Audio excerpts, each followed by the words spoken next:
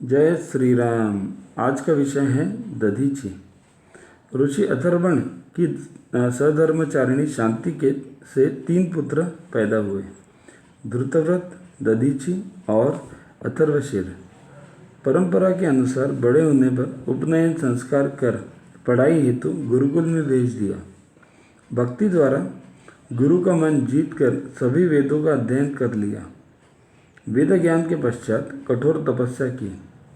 इंद्रदेव ने प्रकट हो अभिलाषा पूछी, तब दधीची ने कहा, मैं ब्रह्मज्ञान प्राप्त करना चाहता हूँ। इंद्र ने ब्रह्म ज्ञान यह कहते हुए दिया कि यदि तुमने यह किसी और को बताया तो तुम्हारा सिर काट दिया जाएगा। ब्रह्मज्ञानी ऋषि ने सरस्वती नदी के किनारे आश्रम बनाकर प्रीतिथेयी नाम की कन्या से विवाह कर लिया। वह आश्रम पर गुरुकुल परंपरा से छात्रों को ज्ञान देने लगे। एक बार 2 व्यक्ति जो समान दिखाई देते थे ब्रह्मज्ञान प्राप्त करने के लिए आश्रम पर आए। ज्ञान प्राप्ति की प्रार्थना करने पर ऋषि ने कहा, वचन अनुसार मेरा सिर काट दिया जाएगा, इसीलिए विद्या देने में चाहकर भी मैं असमर्थ हूँ। तब जिज्ञासु दोनों बंधुओं ने कहा, यदि ऐसा है तो हम भी देख लेंगे। कृपया आप हमें स्वीकृति तो दें। हम आपको वचन देते हैं कि आपका कटा सिर पुनः जोड़कर जीवित कर देंगे। जब दधीची ने वास्तविक परिचय पूछा तो उन्होंने कहा, हम सूर्यपुत्र जुड़वा देवता अश्विनी कुमार हैं। अश्विनी कुमारों ने मनुष्य सिर के स्थान पर घोड़ों का सिर लगाकर ब्रह्मज्ञान की विद्या प्राप्त कर ली। देवेंद्र ने क्रोधित हो तलवार द्वारा ऋषि दधीची का सिर काट दिया, परंतु अश्विनी कुमारों ने सुरक्षित रखे उनके सिर को पुनः जोड़कर जीवित कर दिया। यह सुसमाचार चारों ओर फैलने से ऋषि की कीर्ति बढ़ गई। एक समय युद्ध जीतने के बाद देवता लोग अपने शस्त्र लेकर दधीची के पास पहुँचे। निवेदन किया कि आप हमारे शस्त्र आश्रम पर रख लीजिए, जब आवश्यकता होगी हम ले जाएंगे। देवता शस्त्र रखकर चले गए। जब अनेक वर्षों तक देवता शस्त्र लेने नहीं आए, तब ऋषि ने अध्यात्म मंत्र शक्ति के द्वारा सभी शस्त्रों को घोल बनाकर पी लिया।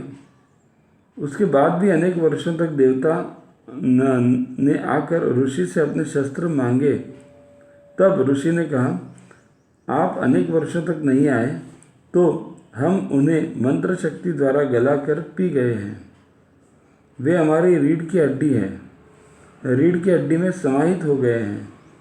देवताओं में लकड़ी यानी बढ़ई का काम करने वाले त्वष्टा नामक देवता के विश्वरूप नाम बालक हुआ, जो वेदों में पारंगत हो गया।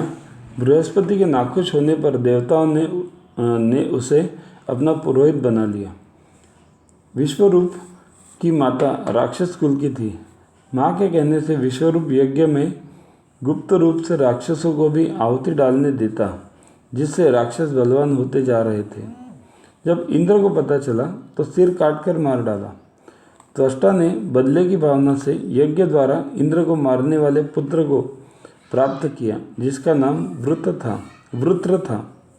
अत्यंत बल संपन्न होने के कारण वह प्रधान सेनापति बन देवताओं को यातना देने लगा। ब्रह्मा सहित सभी देवताओं को पीड़ा सुनाने पर नारायण ने कहा, मृत्युलोक में सरस्वती के किनारे निवासरत तपस्वी दधीची से उनकी रीढ़ की हड्डी की याचना करिए, उसी से वृत्रासुर समाप्त होगा। इंद्र ने आश्रम पर जब बड़े संकोच के साथ ऋषि से अपनी चिंता बताई। ऋषि ने कहा, सबके देह परम प्रिय स्वामी, यह शरीर तो सभी को प्रिय है। तब इंद्र ने कहा, नारायण ने हमें याचना करने को भेजा है। तब ऋषि ने प्रसन्न होकर कहा, शरीर तो नारायण का ही दिया हुआ है, जो कभी भी नष्ट हो जाएगा। तुम्हें अवश्य दूंगा, लेकिन मुझे संपूर्ण तीर्थों में स्नान करने की इच्छा है। तब देवताओं ने तुरंत सभी तीर्थों का जल लाकर ऋषि को दिया। दधीची ने स्नान कर इंद्र से कहा, मैं प्राणायाम द्वारा अपने प्राण परमेश्वर में लगा दूंगा। एक गाय बुलाकर मेरे शरीर पर नमक डालकर उससे चटवा देना।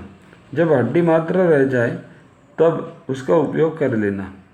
सभी अस्त्रों की शक्ति मेरी रीढ़ में एकत्रित हो गई है। ऐसा कहकर ऋषि दधीचि ने योग साधना द्वारा देव कार्य के लिए अपने प्राण का उत्सर्ग कर दिया।